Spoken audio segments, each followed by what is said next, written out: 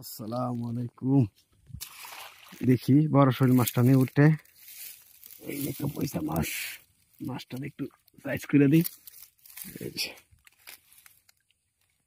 এই সাইডে গেছেন কে বড় মাছটা কইডি বড় হয়েছে না না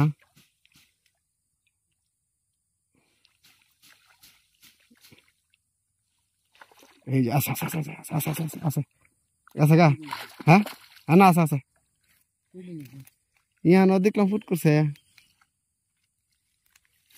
এই যে মাগুরটা লো মাগুরটা 100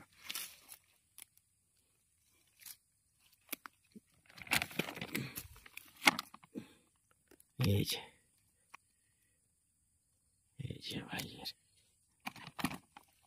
ভাই মাগুর রে ভাই কইস রোজ মাছ না ভাই নিতে আসছে না কত ধরে সব মাছ ছাড়ে দেওয়ার ওয়েট করেন একটা করে একটা মানে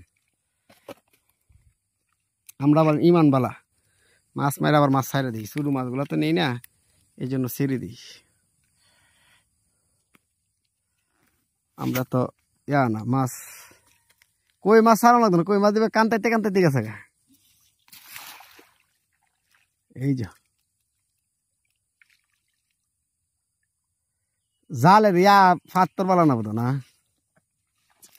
এই যে আছে আছে